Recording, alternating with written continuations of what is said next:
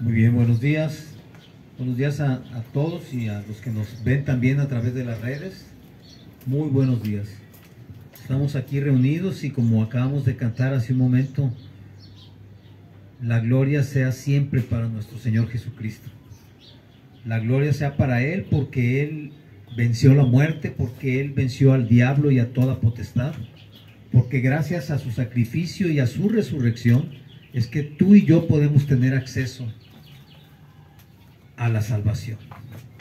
Que tú y yo podemos tener la esperanza de que en esta vida, independientemente de lo que nos suceda, la vida que nos espera en el Señor es una vida grandiosa, fabulosa, tremendamente hermosa. Es el anhelo de todos, el anhelo de la creación. Dice que es la manifestación de los hijos de Dios. Y los hijos de Dios hoy nos manifestamos aquí alabando al Señor, buscándole de todo nuestro corazón, porque Él es lo único que vale la pena en este mundo. Él es lo único que realmente es verdadero, es lo único real, más real aún que nuestra propia vida en este momento. Te damos gracias, Señor Jesucristo, por permitirnos estar cerca de ti, por habernos hecho aptos para alcanzar la salvación, por tus méritos, Señor, nunca, nunca por los nuestros. Te damos gracias, Padre, en el nombre de Cristo Jesús. Amén, amén y amén. Amén. Muy bien, hermanos, vamos a comenzar nuestro servicio porque el día de hoy el Señor me ha dado una palabra que yo siento que es poderosa, una palabra que nos debe conmover las fibras de nuestros corazones, una palabra que debe calar hondo. Por eso te voy a pedir que me acompañes en la oración para iniciar el servicio. Señor, te damos gracias por este tiempo, Señor, porque gracias a tu infinita misericordia es que hoy pudimos abrir los ojos. Gracias a tu amor, Señor, es que hoy podemos estar aquí reunidos buscándote, Señor, sabiendo que solamente en ti, Señor, hay salvación. No tenemos ningún lugar más a donde ir, Señor, porque solamente tú tienes palabras de vida eterna y solamente tú, Señor, puedes darnos todas las cosas que necesitamos. Bendigo este momento y bendigo a cada una de las personas que están escuchando, Señor, en el nombre de Cristo Jesús. Amén y amén. Muy bien, vamos a comenzar y el tema o el título de esta prédica es ¿cómo vamos vestidos? Durante toda la semana el Señor me ha estado hablando acerca de una situación muy especial que nos sucede a nosotros como cristianos y me ha traído a estar leyendo en el libro de Génesis del capítulo 25, que comienza la historia de Jacob y Esaú. Y precisamente respecto a esto es que el Señor me ha estado moviendo a estudiar y a ver qué es lo que Él tiene que decirnos el día de hoy. En el capítulo 27 de Génesis tú puedes encontrar, voy a hablarles para no leerlo todo. En el capítulo 27 tú puedes encontrar la historia de Isaac, Jacob y Esaú. Y aquí tú puedes ver que ahí nos habla de que en ese tiempo Isaac ya era un hombre mayor, estaba ciego y él sentía que en cualquier momento iba a morir. Por lo tanto, dijo, es momento de bendecir a mis hijos. De tal manera que sabemos que Esaú y Jacob siendo hijos de Isaac, Esaú era un hombre, dice la palabra, que era un hombre rudo, fuerte, era cazador, era un hombre habituado a los trabajos duros y difíciles, mientras que Jacob era digamos, el preferido de mamá. Era un hombre más de casa, era bueno para la cocina, según se da a entender aquí. Y entonces podemos encontrar que básicamente había una diferencia en el carácter de ambos, siendo Esaú el mayor, el preferido de la mamá era Jacob. Y entonces cuando Isaac le dice a Esaú que vaya y case y que le prepare un guisado para darle la bendición, la madre de ellos, Rebeca, escucha y entonces urde un plan junto con Jacob para ganarle a Esaú la primogenitura, para ganarle esa bendición. Ya anteriormente Esaú le había vendido la primogenitura a Jacob por un plato de lentejas. Es decir, Esaú era un tipo tan metido en las cosas del mundo que menospreciaba las cosas espirituales, podríamos decirlo así. Él sintió hambre y dijo: a mí no me importa nada, no me importa ni mi primogenitura, yo simplemente lo que quiero es comer. Y le vendió a Jacob su primogenitura por un plato de lentejas. Sin embargo, esto, aunque había sido un trato entre ellos, pues no era válido delante de Isaac, porque Isaac tenía que bendecir a su hijo, al mayor, de acuerdo a la costumbre.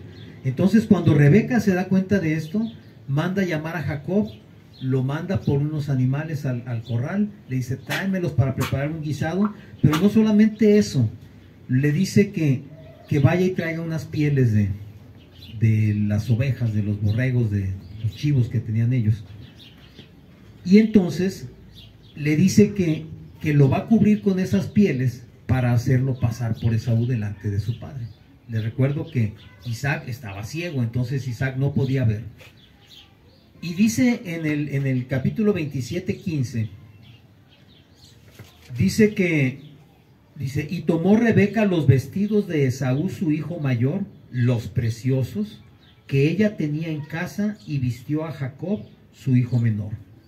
Y cubrió sus manos y la parte de su cuello donde no tenía vello con las pieles de los cabritos. Es decir, la madre de Jacob y de Esaú,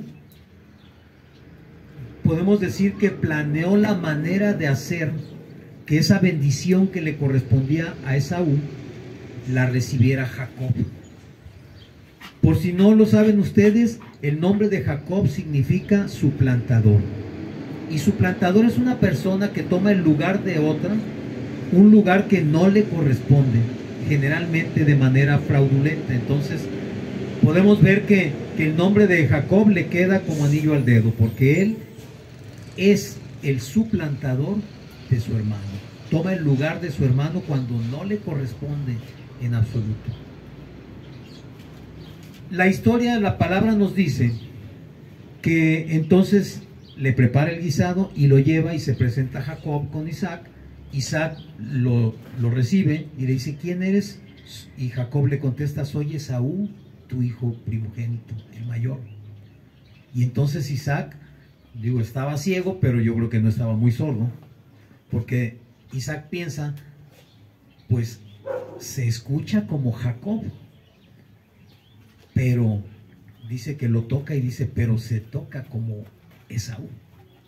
Entonces él come lo que le prepararon y al final le da la bendición a él y dice que lo abraza, dice que lo toca y que lo huele. Entonces, cuando él lo huele y hace todo esto, él cree que realmente está bendiciendo a Esaú.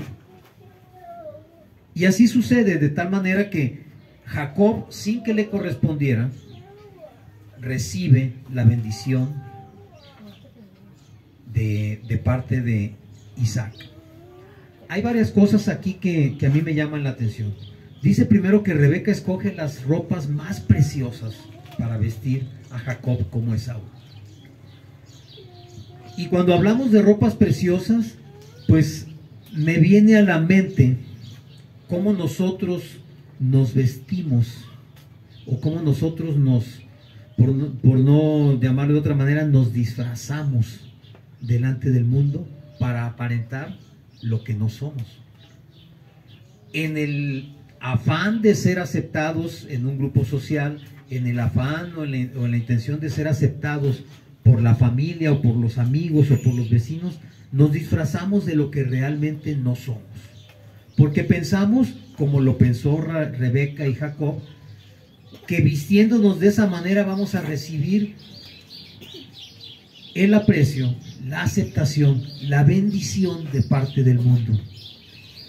Y aquí en esta historia Jacob efectivamente recibe la bendición de su padre. Pero lo que no sabía Jacob es que esa bendición no era lo que Dios tenía preparado para él. Y tú y yo muchas veces tampoco lo sabemos. Por eso nos vestimos o nos comportamos de una manera queriendo ser aceptados o queriendo demostrar algo que en verdad no somos. Dice en el capítulo, en el versículo 19, ahí mismo que estamos leyendo en Génesis 27, 19, dice: y Jacob dijo a su padre: yo soy Esaú, tu primogénito, he hecho como me dijiste. Levántate ahora y siéntate y come de mi casa para que me bendigas. Fíjense bien, ¿cuántas veces tú y yo nos hemos vestido de una manera y nos acercamos a Dios diciéndole: Señor, estoy haciendo lo que tú dices que haga, estoy viviendo como tú dices que haga, me estoy comportando como tú quieres que me comporte?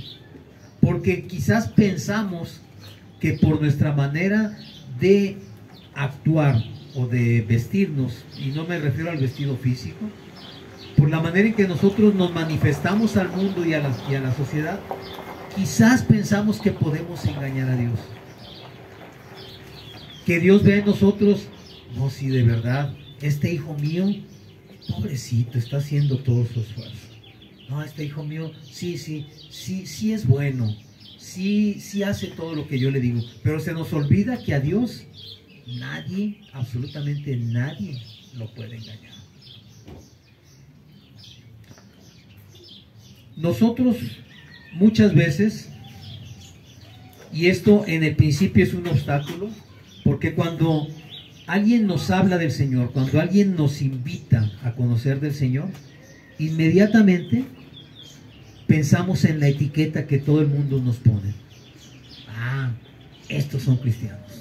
Pero fíjate qué tremendo es esto.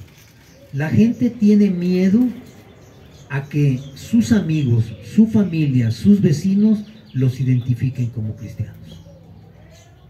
La gente le da miedo. ¿Por qué? Porque tiene miedo de perder la aceptación de la gente que le rodea. Y muchas veces cuando comenzamos a caminar en la vida cristiana, somos como cristianos de la secreta. O sea, nada más yo sé que soy cristiano. Pero luego, como sucede, yo pienso que por eso los héroes de las películas tienen tanto éxito, porque se han fijado ustedes que los héroes, no sé, Superman, cualquiera de esos héroes que ustedes y yo conocimos, están sin su uniforme, nadie los reconoce. ¿Se dan cuenta de eso? ¿Se han fijado en eso? Y en el caso de Superman, nomás se ponen los lentes y ya nadie sabe quién es. Pero cuando se viste de Superman, ¡wow! Todo el mundo lo ve volar y todo el mundo dice: ahí viene a rescatarnos. Así hacemos nosotros muchas veces como cristianos. Durante toda la semana caminamos como cualquier persona del mundo. Nos comportamos como cualquier persona del mundo. Hacemos lo que hace todo el mundo. Pero el domingo nos vestimos de cristianos. Y el domingo venimos quizás con una apariencia para querer agradar a Dios con esa apariencia. Pero el resto de la semana y el resto de nuestros días no nos acordamos de nada de esto. El resto de nuestros días andamos como Superman con sus lentes para que nadie nos conozca. Y el domingo nos ponemos el vestido de cristianos. Y fíjense bien que esto es bien importante, porque muchas veces nosotros, la mayoría de nosotros tenemos trabajos, tenemos actividades, y en verdad créemelo, qué triste es cuando tú tienes meses en un grupo de personas, en tu familia, en tu trabajo, en tus ocupaciones, y nadie se da cuenta que eres cristiano. Es triste. Y ahorita enseguida te voy a explicar por qué es triste. Pero, ¿qué significa esto? Que realmente quizás en mí no ha habido esa transformación que se requiere para poder decir Y es más, ni siquiera decir, sino que la gente te vea y te identifique como una persona diferente. Que diga, este cuate tiene algo que no tenía antes. Esta persona es diferente a como era antes. Esta persona ya no es la que yo conocí. ¿Qué estará haciendo? Y se acerquen contigo y te pregunten, oye, te veo diferente. ¿Qué estás haciendo? Y entonces tú ya le puedas decir, es que soy cristiano. Y entonces vean ellos y digan, wow, entonces yo quiero ser eso también. Me interesa ser eso que tú eres. Pero cuando te ven caminando como una persona normal y haciendo todo lo que toda la gente hace, no te preguntan nada. Y al contrario, si tú les dices, es que soy cristiano, te dicen, bonita cosa. No hay ninguna diferencia entre ser cristiano y ser de los otros. Porque no la hay. Yo te voy a decir que antes de que yo conociera del Señor, tengo una amiga de muchos años. Y un día me la encontré en la calle y me la encontré con un aspecto físico tan mal. Su cara triste, sin expresión, con unas faldas hasta los tobillos, con el pelo todo desarreglado, sin maquillarse. O sea, tú la veías y decías, pues, ¿qué le pasó a esta mujer? Y ella es muy guapa, ¿eh? Pero cuando la vi dije, ¿qué te pasó? Y entonces cuando ella me dijo, es que fíjate, somos amigos desde la infancia, y me dice, es que fíjate, Oscar, que soy cristiana, me convertí. Ven, te invito. Y cuando yo volteé a verla la otra vez dije, no, gracias. Estoy mejor así.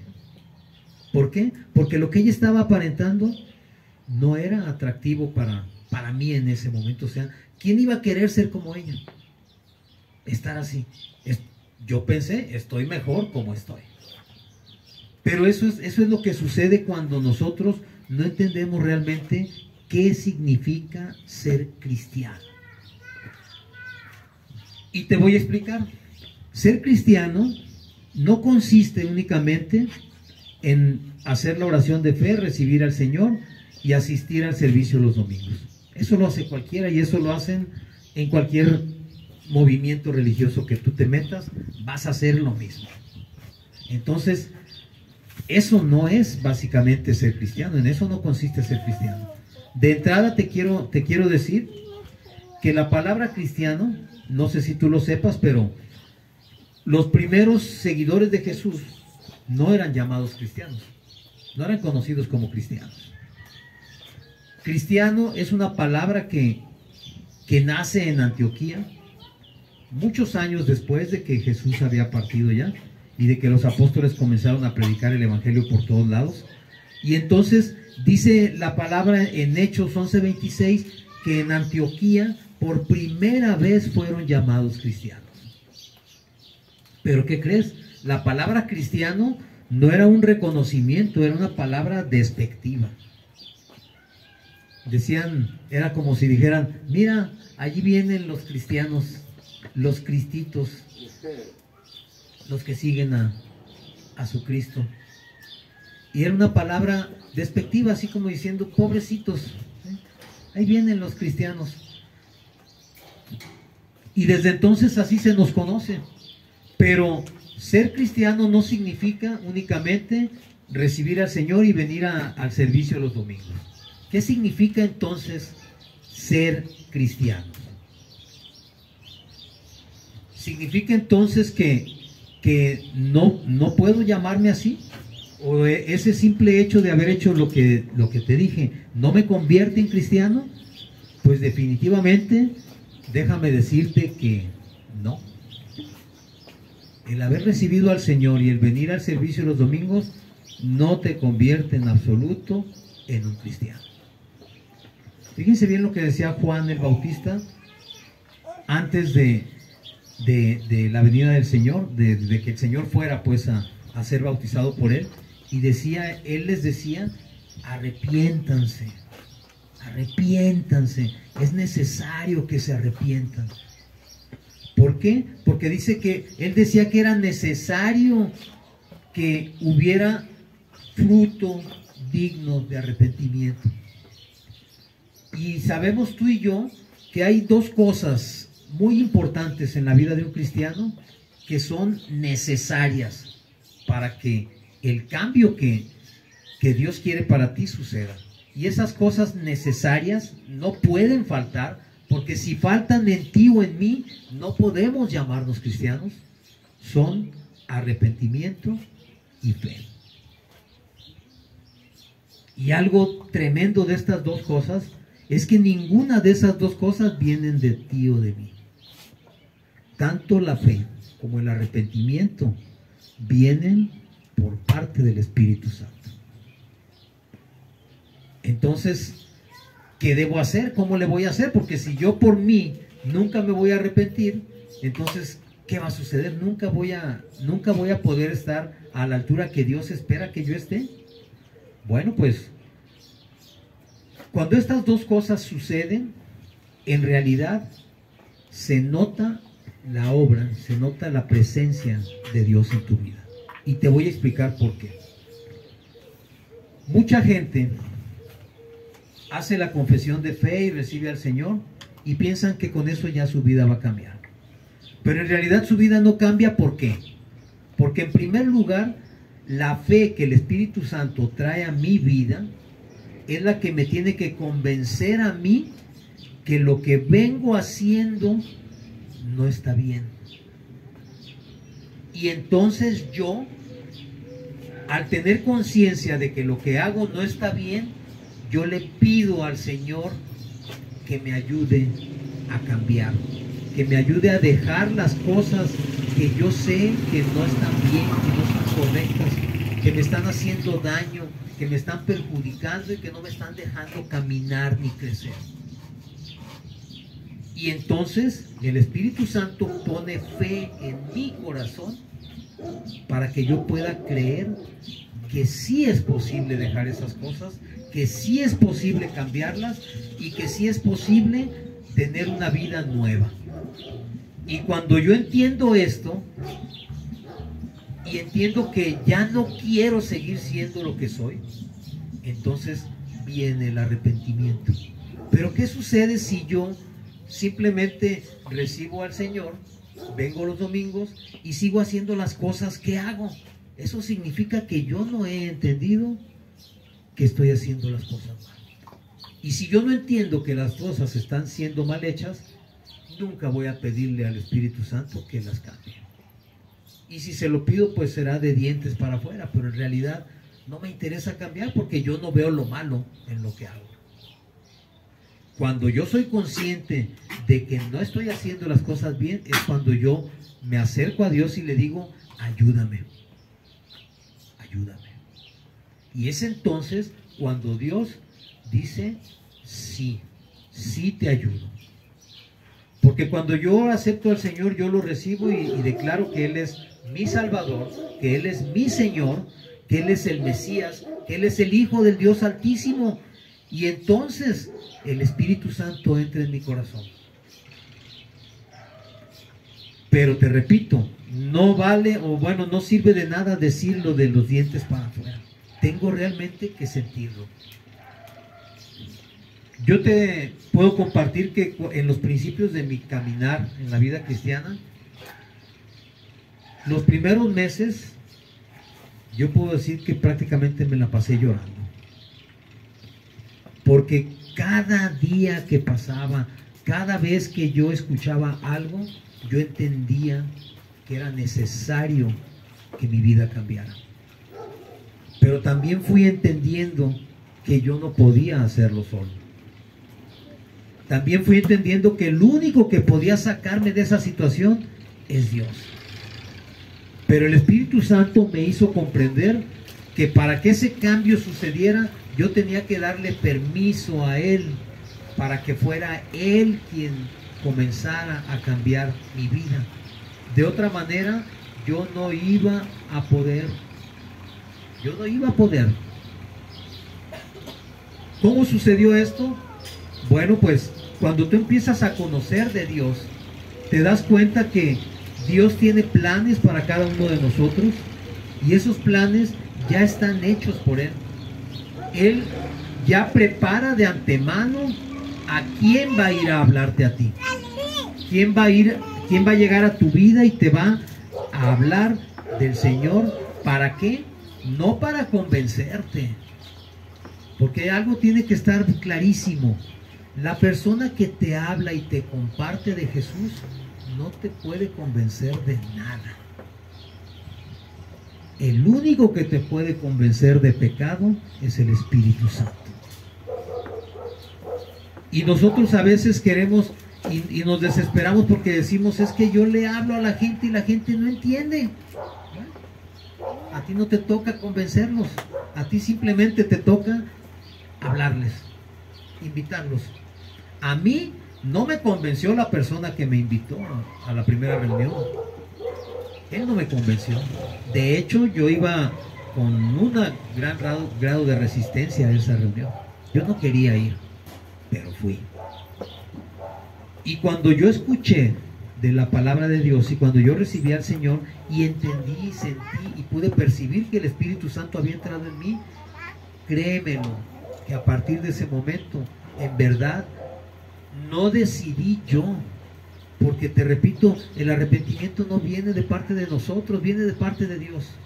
Dios puso arrepentimiento en mi corazón para que yo entendiera que era el momento exacto para cambiar, que no podía esperar ni un día más, que no podía seguir haciendo lo que estaba haciendo, porque si yo seguía por ese camino, iba a terminar mal, como mal ya estaba.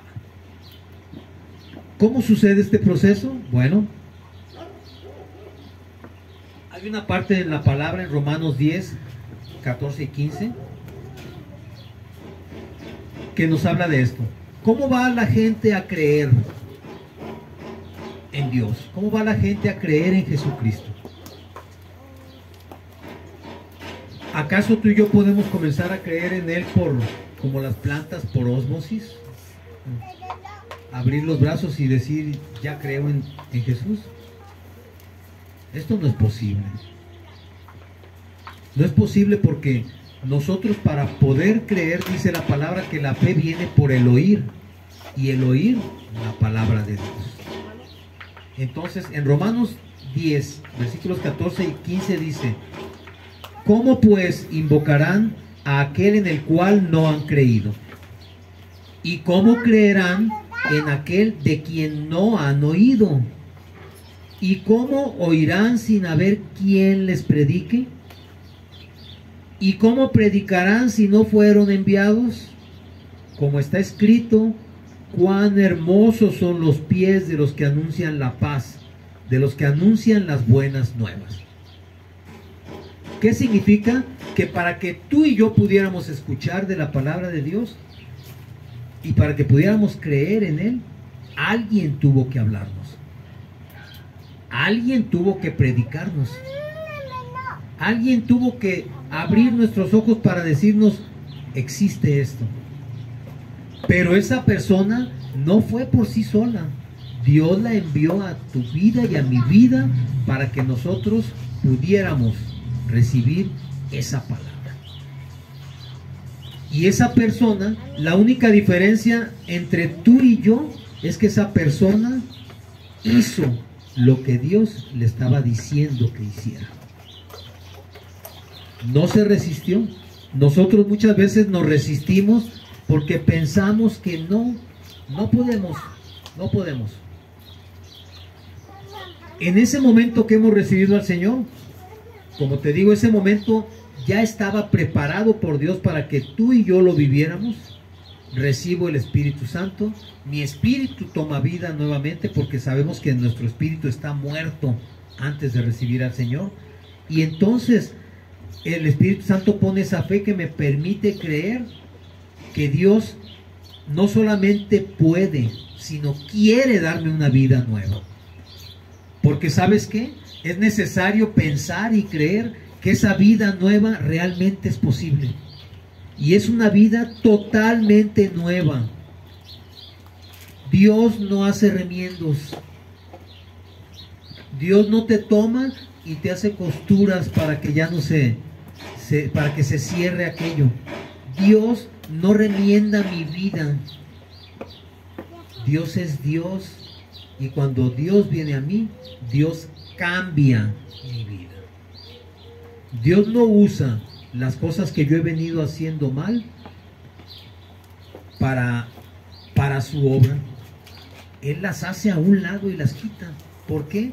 Porque eso definitivamente no te sirve. Si sirviera, Dios lo dejaría. Pero tan no sirve que Dios lo quita.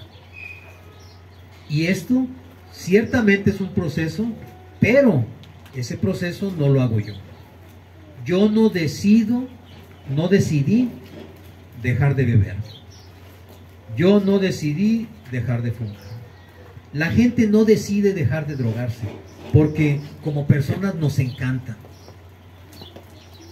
Pero cuando tú le dices a Dios, ya no quiero ser igual, Dios quita de manera definitiva de tu vida esas cosas que te están estorbando. Siempre y cuando tú se lo permitas. Porque luego Él lo quiere quitar y nosotros no lo queremos soltar.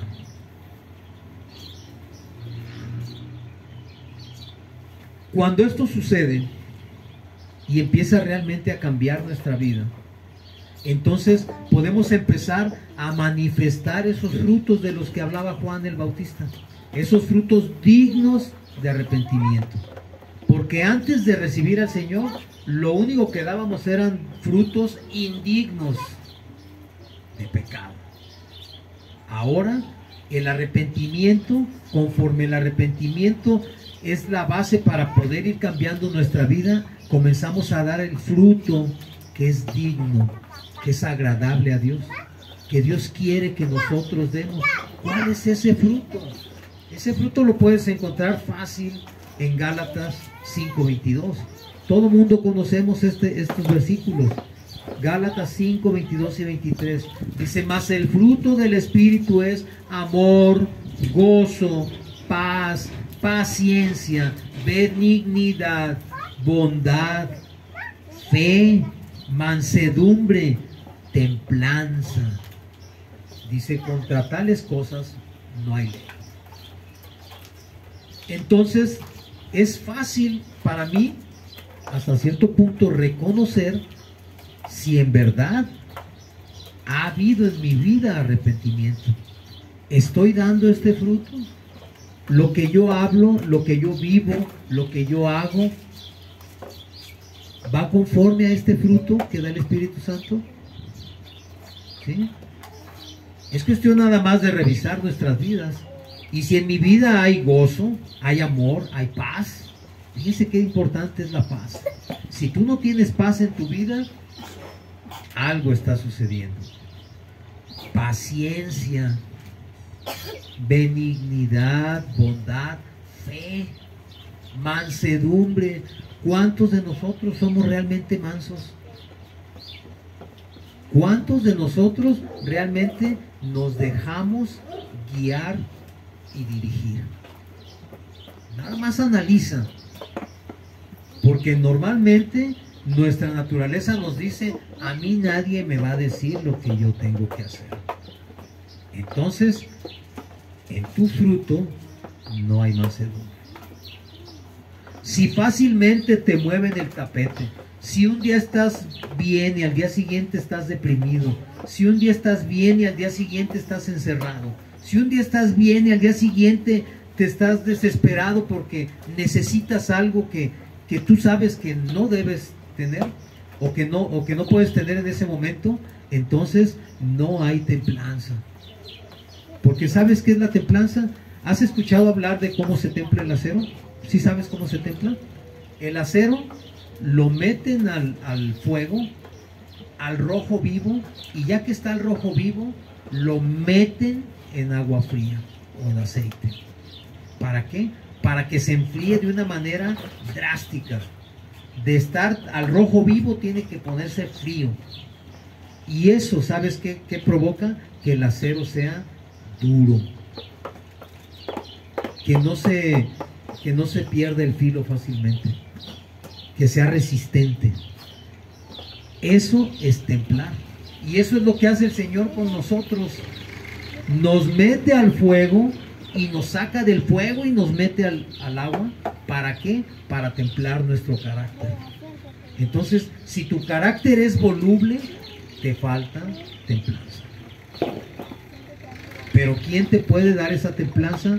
Únicamente el Señor puede darte esa templanza.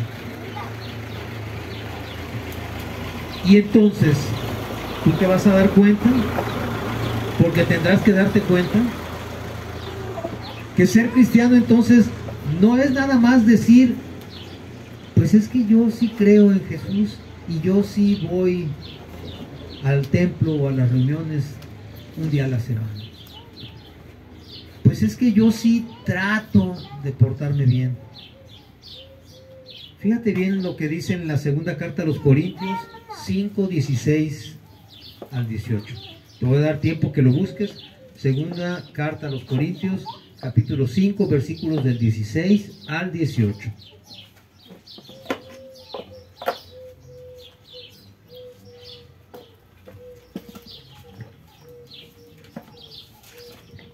¿Ya? Ok, dice, de manera que nosotros, de aquí en adelante, a nadie conocemos según la carne. Y aun si a Cristo conocimos según la carne, ya no lo conocemos así. De modo que si alguno está en Cristo, nueva criatura es. Las cosas viejas pasaron. He aquí, todas son hechas nuevas. Y todo esto proviene de Dios, quien nos reconcilió consigo mismo por Cristo y nos dio el ministerio de la reconciliación. Dice que de hoy en adelante, o sea, a partir de que yo recibo al Señor y decido realmente obedecerle y acepto su dirección, yo ya no voy a conocer a nadie según la carne. ¿Qué significa esto? Yo te conozco a ti desde antes de llegar a los pies de Cristo. Y te conocí de un modo. Y te pude haber conocido como una persona con malos hábitos, una persona con mala fama, una persona quizás un delincuente. No importa cómo nos hubiéramos conocido antes. Nos conocimos según la carne. Y dice aquí que a partir de este momento ya no nos conocemos según la carne. Y también dice, y si aún a Cristo le conocimos antes según la carne, ya no le conocemos así. Porque tú y yo, seguramente porque la mayoría venimos de la iglesia tradicional, conocimos a Cristo según nos lo enseñaron. Conocimos a Cristo según nos lo platicaron. De hecho, estamos a punto de iniciar un periodo donde se hacen un montón de cosas, según esto, para honrar a Cristo. Pero yo te quiero decir que Cristo no vino a este mundo para que tú te portes bien 40 días. Para que tú no vino para que tú hagas una promesa de en estos 40 días no voy a hacer esto. Jesús no vino para eso. Jesús vino para que tú y yo pudiéramos tener una relación nueva y directa con el Padre. Y esa relación nueva y directa no son por 40 días. No es por dejar de comer o dejar de hacer tal o cual cosa. Es porque Él llega a nuestra vida a transformarla. En el versículo 17 leímos, de modo que si alguno está en Cristo, nueva criatura es. Fíjense bien, les dije hace rato que la palabra cristiano significaba seguidores de Cristo. Pero qué tremendo es cuando tú vas siguiendo a alguien. ¿Por qué? Porque cuando tú sigues a alguien, esa persona comienza a caminar y tú vas detrás de ella. Pero ¿qué sucede con nosotros? Yo me puedo cansar y me puedo quedar atrás. Me puedo enfadar y me siento. Me puedo perder en una vuelta, me pierdo y ya no supe dónde quedó. O simple y sencillamente un día me enfado y decido abandonar. Eso pasa cuando seguimos cualquier cosa, incluso cuando seguimos a Cristo. Yo he conocido muchos hermanos que comienzan y un día, por cualquier cosa, deciden ya no seguir. Es decir, seguían a Cristo. Pero aquí la palabra nos dice, de modo que si alguno está en Cristo. Es muy diferente seguir a estar. Cuando tú estás en Cristo, significa que Cristo está en ti y tú estás en Él. Significa que Cristo y yo somos una sola persona. Y si Cristo decía, si Jesús decía, el Padre y yo uno somos, entonces debe significar que yo soy uno con Dios. ¿Te das cuenta qué tremendo es esto y qué diferencia tan abismal hay entre ser seguidor de Cristo y estar en Cristo? ¿Te das cuenta que no es lo mismo? ¿Te das cuenta que seguir a Cristo, muchos pueden comenzar a hacerlo, pero muchos también van a dejar de hacerlo? Pero cuando yo entiendo que al venir Cristo a mi vida, yo estoy en Él y Él está en mí, entonces dice aquí la palabra que somos nuevas criaturas. Tú y yo ya no podemos seguir siendo los mismos que éramos antes, porque Cristo no viene a la vida de nadie para dejarla igual. Cristo viene a tu vida y a mi vida para que nuestras vidas sean transformadas, porque Cristo tiene el poder de hacerlo, porque Cristo tiene la autoridad para hacerlo. Y si Él entra en mi vida, entonces mi vida necesariamente tiene que ser transformada. Yo no puedo seguir siendo quien era, ni haciendo lo que hacía, ni comportándome como me comportaba. Y no es cuestión de apariencias, es cuestión de estar convencido de que aquello que yo hice, en mi caso durante 50 años, solo me trajo sufrimiento, malestar, daños, y me llevaba directo a la muerte eterna. Y cuando Cristo llegó a mi vida fue cambiada totalmente. Y lo acabamos de leer, las cosas viejas pasaron. He aquí, todo es hecho nuevo. No sé tú, pero a mí el Señor, toda esta semana que me ha estado hablando acerca de esto, me ha puesto a pensar muchas cosas. Porque estos versículos, sobre todo el versículo 17, cuando yo llegué a los pies de Cristo y lo escuché por primera vez y lo entendí, créeme que para mí fue un baño de agua fría, helada, que me dejó pasmado. O sea, yo dije, wow, entonces todo lo que era Óscar Lizárraga ya no es. Qué tremendo. No sé qué pienses tú, pero eso significa que mi naturaleza ya no es mía. Ahora tengo la naturaleza de Cristo, de Dios en mi vida. El ADN de Cristo ahora está en mí.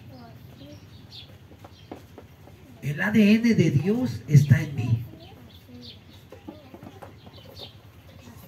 Y cuando somos hechos uno solo con el Padre, podemos entonces entender lo que nos dice Juan. Vamos a leer Juan 1, 12 y 13. Con esto vamos a terminar. El Evangelio de Juan, capítulo 1, versículos 12 y 13.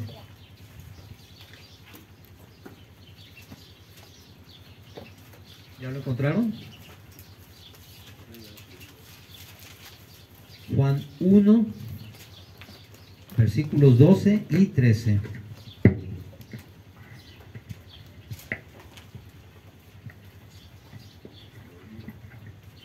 Muy bien, dice así: mas a todos los que le recibieron, a los que creen en su nombre, les dio potestad de ser hechos hijos de Dios, los cuales no son engendrados de sangre, ni de voluntad de carne, ni de voluntad de varón, sino de Dios. ¿Se dan cuenta? De modo, dice aquí, que todos los que le recibimos, ¿sí? Cuando yo le recibo, de todos los que creímos, tenemos la potestad, la autoridad, el poder de ser hechos hijos de Dios.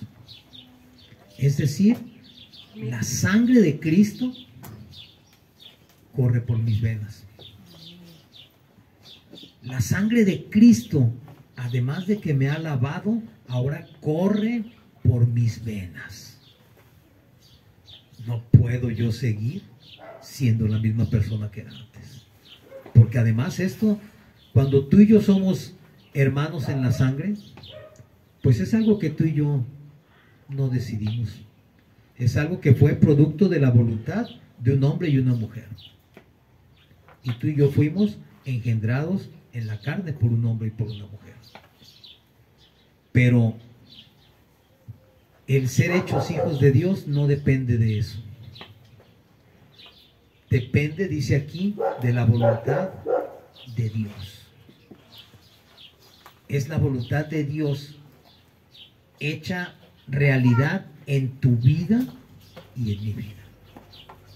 De manera que, mi hermano, si esto no te convence, si esto no te dice nada, entonces hemos fracasado. Porque mi trabajo como pastor no es venir a hablarte bonito, ni que tú te vayas con una carga sentimental. La predicación, dice la palabra, que Dios la escogió para salvarnos por medio de la locura de la predicación. Es el medio que Dios escogió para que tú y yo pudiéramos oír su palabra y recibir salvación. Pero fíjate qué tremendo es esto, porque entonces mi predicación lo que tiene que poner en tu corazón es el deseo de intimar con Dios y pedirle arrepentimiento para tu vida. Y entonces yo no pretendo ser el mejor orador, no pretendo ser el mejor predicador. Lo único que yo debo buscar al predicarte es que tu corazón se mueva buscando de Dios. Que tu corazón se abra y le diga a Dios: ven a mi vida y cámbiala. Ven a mi vida y quita todo lo que tú no quieres que yo tenga. Y entonces, mi hermano, ya no vamos a tener que disfrazarnos de nada. Ya no tendremos que usurpar el lugar de nadie. Ya no tenemos que vestirnos para pretender ser alguien que no somos. Porque nuestra naturaleza y nuestra ciudadanía, dice la palabra, que no es de la tierra. Es celestial y divina. Y si tú y yo estamos en ese nivel de que nuestra naturaleza es celestial y divina, creo y espero que tú también lo creas, que ha llegado el momento de renunciar a la naturaleza en la carne que tanto daño nos ha causado, y recibir las bendiciones que no le vamos a robar a nadie, porque esas bendiciones son nuestras. Porque si somos hijos, somos herederos. Y si somos herederos, tenemos acceso y tenemos derecho a toda bendición en los lugares celestiales en Cristo Jesús. Amén. Amén.